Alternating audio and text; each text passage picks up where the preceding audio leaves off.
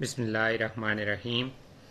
आज हम chapter number 14 में सीरीज़ कम्बिनेशन ऑफ रेजिस्टेंसेस, जो कि एक इम्पॉर्टेंट टॉपिक है लॉन्ग क्वेश्चंस के लिए, इसको डिस्कस करते हैं। तो सबसे पहले अगर हमारे चैनल पर नए हैं तो चैनल को सब्सक्राइब कर लें। तो टॉपिक स्टार्ट हम करते हैं जी, series combination of resistances. Series combination of resistances या रेजिस्टेंसेस इन सीरीज़।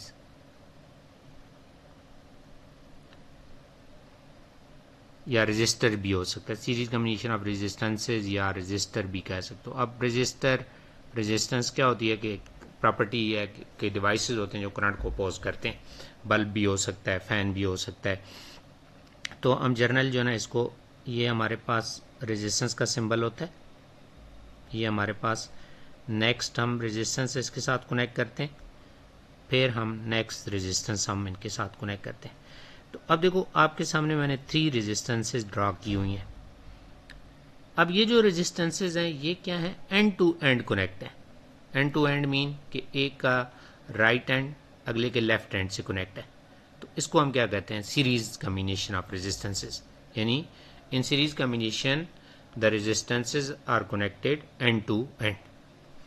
अच्छा, अब देखो कि अगर आप इसको बैटरी के साथ कनेक्ट करते हैं, ये हमारे पास बैटरी है, ये हमने बैटरी कनेक्ट कर ली। अब ये बैटरी का प्लस टर्मिनल है, ये माइनस टर्मिनल है। अच्छा, अब इसमें देखें कि हम इसके जो ना बात करेंगे कि करंट की। अब करंट यहाँ से फ्लो करेगा, आई करंट फ्लो करेगा, पॉजिटिव से नेगेटिव कन्वेंशनल करंट जो होता है। तो ये हमारे पास करंट ऐसे फ्लो करेगा। तो अब there is one path for the current. Current के लिए वन पाथ है, there is one path for flow of current. Current के पास होने के लिए सिर्फ एक ही पाथ होता है। उसके बाद ये दूसरा पॉइंट ये होता है कि इसकी अगर हम प्रॉपर्टीज वगैरह के पहले, अच्छा, इसकी डेफिनेशन में लिख देंगे, in this combination the resistances are connected end to end. Resistances are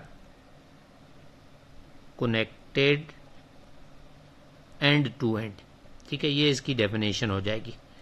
और दूसरा इसमें ये बता देंगे कि there is one path for the flow of current. अच्छा, अब हम इसकी प्रॉपर्टीज की बात करते हैं कि ये जो कम्बिनेशन है इसकी प्रॉपर्टीज कौन कौन सी हैं। अब नंबर 1 में आप बताएंगे कि जो करंट है, देखिए करंट आई यहाँ से आ रहा है, आई R1 में से भी पास करेगा, R2 में से भी और R3 में से भी। तो आप बताएंगे कि current through each resistor is same. पहले इसकी प्रॉपर्टी में बता देंगे, current through each resistor will be same. Her register में से करंट जो होता है वो सेम पास करता है, एक जैसा ही करंट पास कर रहा होता है। अच्छा, अब नेक्स्ट जो करंट और वोल्टेज, दो चीज़ों की हमने बात करनी है। वोल्टेज को हम पोटेंशियल डिफरेंस भी कहते हैं। तो पोटेंशियल डिफरेंस जो होगा वो डिफरेंट होगा। अब जो हमारे पास पोटेंशियल डिफरेंस होगा वो हमारे पास डिफरेंट होगा। फॉर एग्जांपल, यहाँ पे R1 के अक्रॉस जो पोटेंशियल डिफरेंस है ये V1 है, R2 के अक्रॉस जो पोटेंशियल डिफरेंस है ये V2 है, और R3 के अक्रॉस जो पोटेंशियल डिफरेंस है वो V3 है। तो आप बताएंगे कि potential difference is difference, potential difference will be different across each resistor, different across each resistor या रेजिस्टेंस, जो भी कर दें, resistor, due to different value of resistances, due to different value of resistances.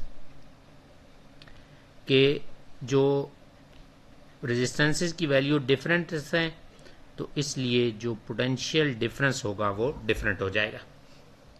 अब देखें डायग्राम पे हमने कहा R1 के अक्रॉस V1 पोटेंशियल डिफरेंस है। तो अब देखें हम लिखेंगे potential difference across R1, potential difference, PD mean potential difference across R1।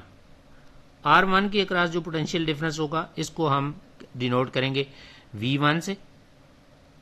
अब V इज इक्वल टू, हमें फार्मूला पता है, IR होता है, तो ये हमारे पास हो जाएगा IR1 हो जाएगा।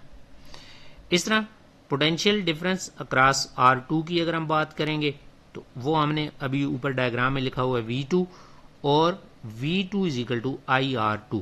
अब I आपको पता है सेम है ना, करंट सेम है, इसलिए करंट को I1 I2 नहीं लिखेंगे। इस तरह पोटेंशियल डिफरेंस अक्रॉस R3 की अगर बात करेंगे तो ये हमारे पास V3 हो जाएगा और इसको हमने कह देना है IR3 कह देना है।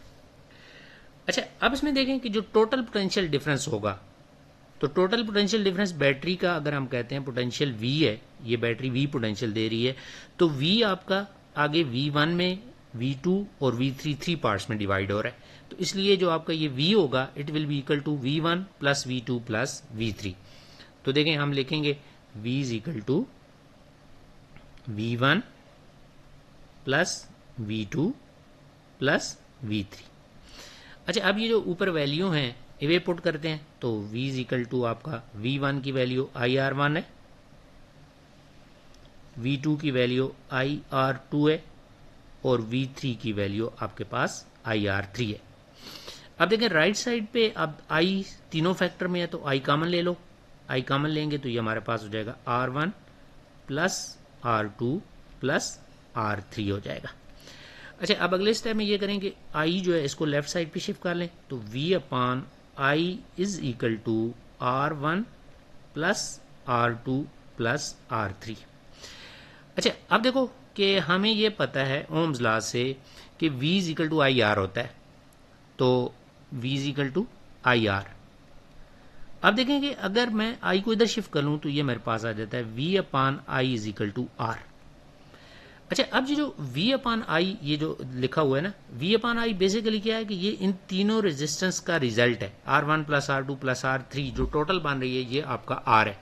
तो हम इसको हम क्या कहते हैं, इक्विवेलेंट रेजिस्टेंस कहते हैं, REQ, इक्विवेलेंट रेजिस्टेंस है हमारे पास। ये इक्विवेलेंट मीन के नेट रेजिस्टेंस है, तीनों का जो रिजल्ट बन रहा है वो।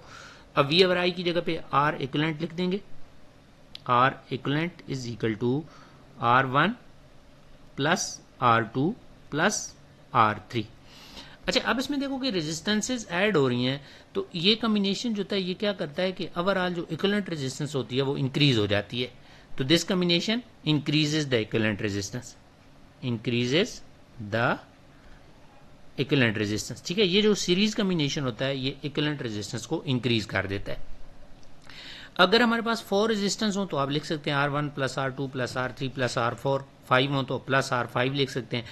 अब हम जनरल बात करते हैं कि अगर हमारे पास n रेजिस्टर्स होंगे तो उस केस में n रेजिस्टर्स के लिए हमारे पास R इक्विवेलेंट जो होगा वो आपके पास हो जाएगा R1 plus R2 plus so on plus Rn mean कोई सी भी 10 हैं, 20 हैं, 30 हैं, 40 हैं, जितनी भी रेजिस्टेंसेज हैं, तो ये इस तरह आप टोटल रेजिस्टेंस जो वो फाइंड कर सकते हैं। तो ये था जी हमारा सीरीज कॉम्बिनेशन। उम्मीद है आपको समझ आई होगी, तो अपने दोस्तों के साथ भी शेयर कीजिएगा। ओके जी, अल्लाह हाफिज़।